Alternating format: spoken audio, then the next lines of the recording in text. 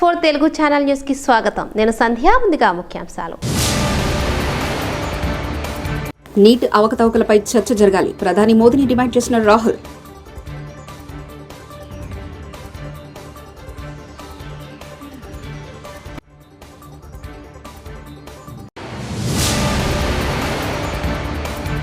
PV లేకపోయింటే నేడు దేశం ఇలా ఉండేదా? మంత్రి కోమటిరెడ్డి.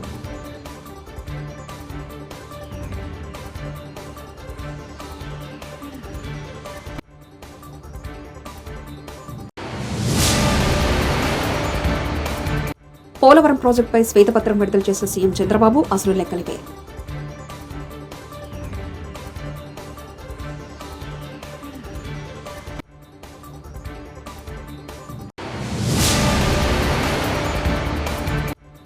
పంచాయతీరాజ్ ఇంజనీరింగ్ ఆర్డబ్ల్యూఎస్ అధికారులతో నిధుల వినియోగం, చేపట్టిన పనుల ప్రస్తుత స్థితిపై సమీక్ష. పవన్ కళ్యాణ్.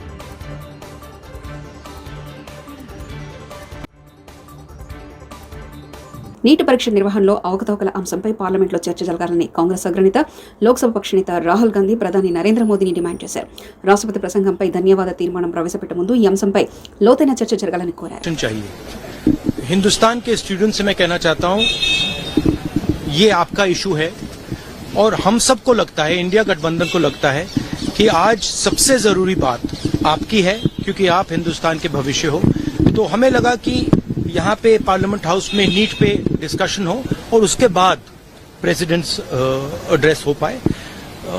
और मैं रिक्वेस्ट करता हूँ प्रधानमंत्री जी को कि ये युवाओं की इशू है और अच्छी तरह प्यार से डिस्कशन होना चाहिए, रिस्पेक्टफुली डिस्कशन होना चाहिए. हम रिस्पेक्टफुली करेंगे. आप भी डिस्कशन में ज्वाइन कीजिए, आप भी भाग लीजिए और रिस्पेक्टफुली, क्योंकि ये युवाओं का मामला है. तो हम चाहते हैं युवाओं को मैसेज मिले. घबराए हुए हैं, उनको ये नहीं मालूम कि क्या होने वाला है नीट में. तो पार्लियामेंट से मैसेज जाना चाहिए, उनको भरोसा मिलना चाहिए कि हिंदुस्तान की सरकार और हिंदुस्तान का ऑपोजिशन एक साथ मिलकर स्टूडेंट्स की बात कर रहा है.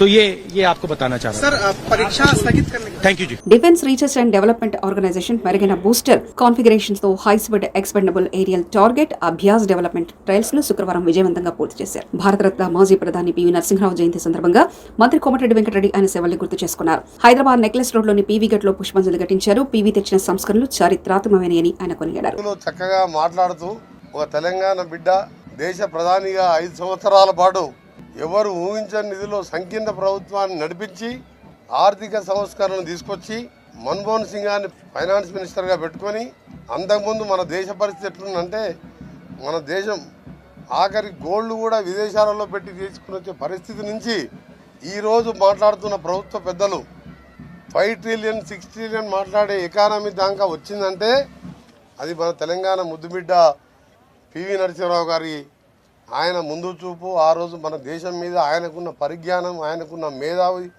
ఆయనకున్న ఆలోచన విధానంతోనే ఈరోజు ఈ విధమైన భారతదేశం ఈ విధంగా ప్రపంచంలోని 3వ ఆర్థిక పరిపుష్టి దేశంగా డెవలప్ అవ్వడానికి మూల కారకుడు పివి నరసింహరావు గారు.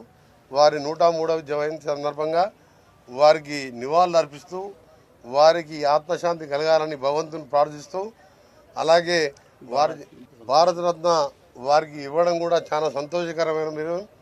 నిజంగా పివి నరసింహరావు గారు అంటే భూ సంస్కరణలు ముఖ్యమంత్రిగా ఉన్నప్పుడే భూ సంస్కరణలు చేపట్టిన వ్యక్తి.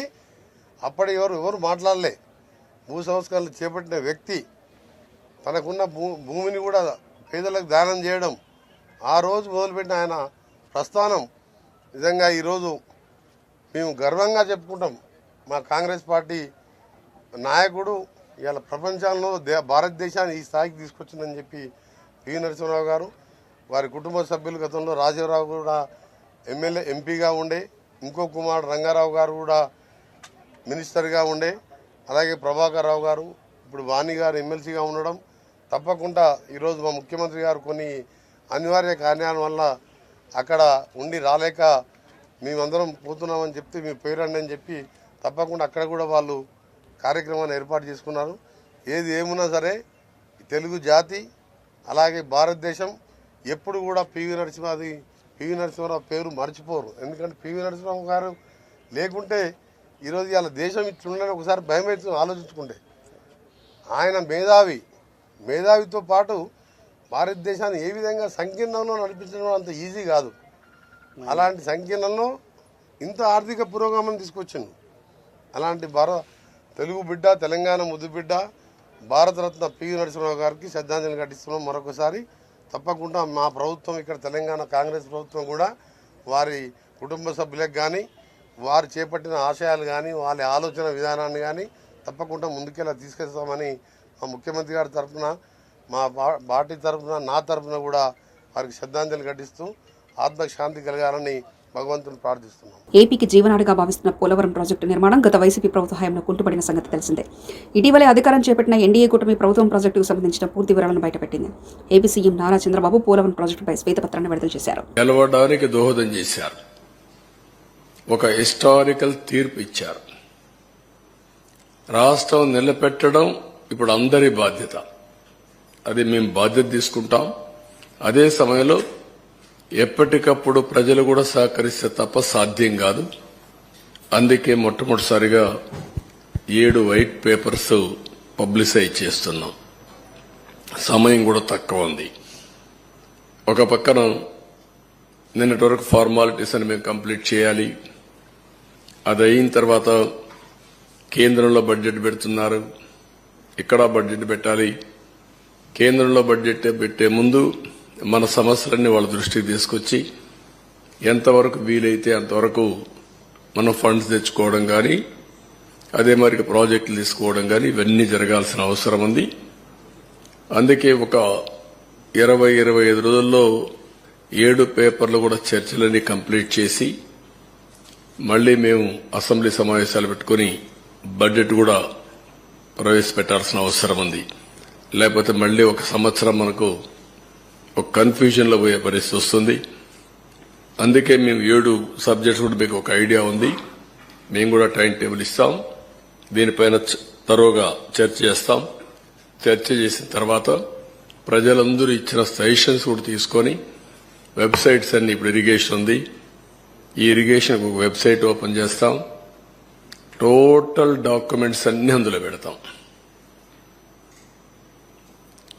ఎందుకంటే ఒక అలవాటు అయిపోయింది.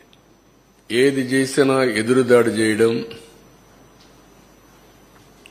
ఒక మీడియాలో ఇదే పనిగా వాళ్లకు క్రెడిబిలిటీ లేకపోయినా, విశ్వసనీయత లేకపోయినా చెప్పిన తప్పులే 100 సార్లు చెప్పి ప్రజలను నమ్మించే ప్రయత్నం చేయడం. దానికి చెక్ పెట్టాల్సిన అవసరం ఉంది. దానికోసమే ఈరోజు మా ప్రయత్నం. తప్పకుండా ఎప్పటికప్పుడు వాళ్ళు చెప్పినట్టన్నిటికీ కూడా ప్రజలే సమాధానం చెప్పే విధంగా ప్రజా చైతన్యాన్ని తీసుకొస్తాం. ఇప్పుడు ఫస్ట్ తీసుకున్న పేపర్ మేము చూస్తే 2 భాగాలున్నాయి. కానీ మొదటి భాగం పోలవరం, రెండవది ఇరిగేషన్ ప్రాజెక్ట్స్, సాగునీటి ప్రాజెక్టులు. ఈరోజు మేము సాగునీటి ప్రాజెక్టులు తీసుకోవడం లేదు. ఆంధ్రప్రదేశ్ రాష్ట్రానికి సాగునీటి ప్రాజెక్టుల అవసరం చాలా ఉంది. ఆ రోజు తెలుగుదేశం పార్టీ హయాంలో 64,000 కోట్ల రూపాయలు, 67,000 కోట్ల రూపాయలు 5 సంవత్సరాల్లో ఇరిగేషన్ పైన ఖర్చు పెట్టాం.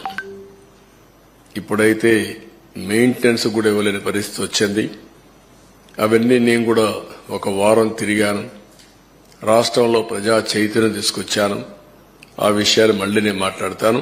రాష్ట్ర ఉప ముఖ్యమంత్రి వర్యులు శ్రీ పవన్ కళ్యాణ్ గారు ఈరోజు పంచాయతీరాజ్, ఇంజనీరింగ్, ఆర్డబ్ల్యూఎస్ అధికారులతో మంగళగిరిలోని తన నివాసంలో సమావేశమై నిధుల వినియోగం, ఆ శాఖలో చేపట్టిన పనుల ప్రస్తుత పరిస్థితిపై సమీక్షించారు.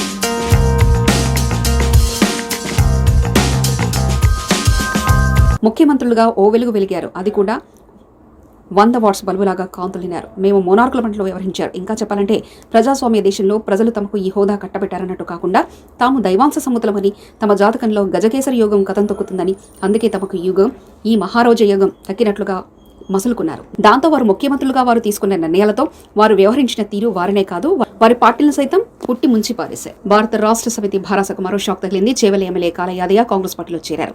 దీనిలో సీఎం రేవంత్ రెడ్డి సమక్షంలో కాంగ్రెస్ కండువా కప్పుకున్నారు.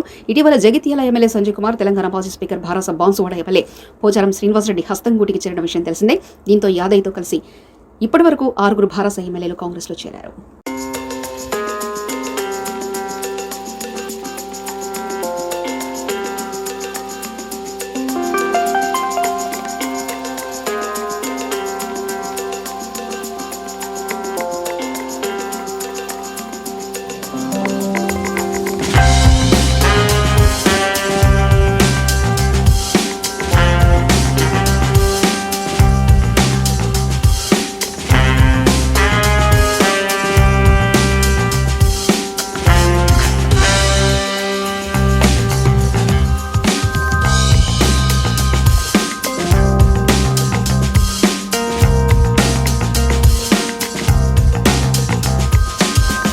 తెలుగుదేశం పార్టీ ఏపీ అధ్యక్షుడిగా గాజువాక ఎమ్మెల్యే పల్లా శ్రీనివాస్ బాధ్యతలు స్వీకరించారు. మంగళగిరిలోని ఎన్టీఆర్ భవన్లో బాధ్యతలు స్వీకరించిన అనంతరం పార్టీ కార్యకర్తలను ఉద్దేశించి మాట్లాడారు. తనకి బాధ్యతలు అప్పగించిన పార్టీ జాతీయ అధ్యక్షుడు సీఎం చంద్రబాబు, మంత్రి నారా లోకేష్ కు కృతజ్ఞతలు తెలిపారు. ఈరోజు నన్ను తెలుగుదేశం పార్టీ రాష్ట్ర అధ్యక్షులుగా నియమించినటువంటి నా శక్తి సామర్థ్యాలపైన నమ్మకంతో ఈ బాధ్యత నా మీద పెట్టినందుకు మన తెలుగుదేశం పార్టీ జాతీయ అధ్యక్షులు ముఖ్యమంత్రి నారా చంద్రబాబు నాయుడు గారికి, అలాగే లోకేష్ బాబు గారి యొక్క నమ్మకాన్ని నేను ఉంచుకొని ఆ నమ్మకాన్ని ఒమ్ము కాకుండా ముందుకు వెళ్తానని చెప్పి ఈ సందర్భంగా తెలియజేస్తున్నా. ఈ రోజు నా ముందున్నటువంటి ప్రధానమైనటువంటి బాధ్యత ముఖ్యంగా కార్యకర్తల్ని వారికి సముచిత స్థానం కల్పించి ముఖ్యంగా నామినేటెడ్ పదవుల ద్వారా ప్రభుత్వంతో భాగస్వామ్యం చేసి ముందుకు తీసుకెళ్లడమే నా ప్రధానమైనటువంటి బాధ్యతగా నేను మీకు ఈ సందర్భంగా తెలియజేస్తున్నా. అధికార పక్షం ఎన్ని ఇబ్బందులు పెట్టినా ప్రతిపక్షంగా ఓర్చుకుంటూ ప్రజా సమస్యల మీద పోరాటం చేస్తూ పార్టీ యొక్క సిద్ధాంతాలు కట్టుబడుతూ అధినాయకుడు యొక్క ఆలోచనల్ని ముందుకు తీసుకువెళ్తూ ఈ రోజు పార్టీ అధికారం తేవడం జరిగింది. ఈ వేదిక నుంచి ఈ రాష్ట్రంలో ఉన్నటువంటి ప్రతి తెలుగుదేశం పార్టీ కార్యకర్తకి, నాయకులకి తెలియజేసేది ఒకటే, మేము అనుక్షణం మీతోనే ఉంటాం. మీ భవిష్యత్తు మా బాధ్యతగా మీకు ఈ సందర్భంగా తెలియజేస్తున్నాం. అదే గత ప్రభుత్వం చూశారు, అధికారం అనేసరికి ప్రతిపక్ష నేతలను అనగొడదాం, వాళ్ళ మీద కేసులు పెడదాం, వాళ్ళని అధికారాన్ని అపహాసం చేస్తూ కేవలం ప్రతిపక్ష నేతలను అనగొట్టడానికే వాళ్ళ అధికారం వినియోగించారు. అందుకే ఈ రోజు ప్రజలు వాళ్ళకి బుద్ధి చెప్పి ఇంటికి పంపించారు. సోదరులారా, కనుకనే మనం ఇవన్నీ కూడా మనం దృష్టిలో పెట్టుకోవాల్సినటువంటి అవసరం ఉంది. గడిచిన 5 సంవత్సరాలుగా ఏవైతే రాజకీయ ప్రేరేపిత కేసులు ఉన్నాయో అవన్నీ కూడా 3 నెలల్లోనే తీపిస్తామని చెప్పి ఈ సందర్భంగా తెలియజేస్తున్నాం. నల్గొండ జిల్లా దేవరకొండ నకలగండి పనులపై అధికారులతో కలెక్టర్ ఎస్పీ సమీక్ష. నకలగండి ప్రాజెక్టు పనులపై నల్గొండ జిల్లా కలెక్టర్ నారాయణ రెడ్డి, ఎస్పీ చంద్రపవార్ శుక్రవారం స్థానిక అధికారులతో కలిసి సమీక్ష నిర్వహించారు. నకలగండి ప్రాజెక్టు పనులు ఎంత మేరకు పూర్తయ్యాయి, ఇంకా జరగాల్సిన పనులు వివరాల గురించి స్థానిక అధికారులతో కలిసి కలెక్టర్ ఎస్పీ ఆరా తీశారు. వచ్చే నెల సీఎం రేవంత్ రెడ్డి నకలగండి ప్రాజెక్టు సందర్శించే అవకాశం ఉన్నందున పనుల వివరాలు, పురోగతి గురించి సమీక్ష చేసినట్లు తెలుస్తుంది. నల్గొండ జిల్లా మర్రిగూడెం మండలం చర్లగూడెం ప్రాజెక్టు వద్ద భూ నిర్వాసులతో మాట్లాడుతున్న మునుగోడు ఎమ్మెల్యే కోమటిరెడ్డి రాజగోపాలరెడ్డి.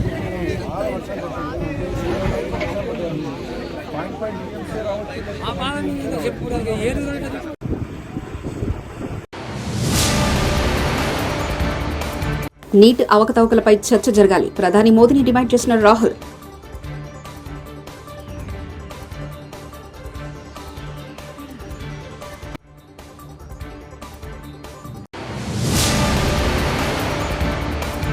పీవీ లేకపోయింటే నేడు దేశం ఇలా ఉండేదా, మంత్రి కోమటిరెడ్డి.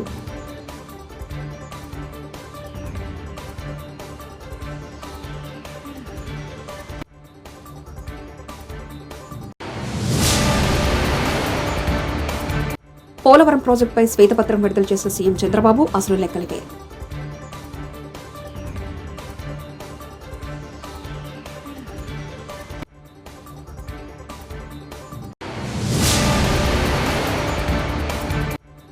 పంచాయతీరాజ్ ఇంజనీరింగ్ ఆర్డబ్ల్యూఎస్ అధికారులతో నిధుల వినియోగం, చేపట్టిన పనుల ప్రస్తుత స్థితిపై సమీక్ష. పవన్ కళ్యాణ్.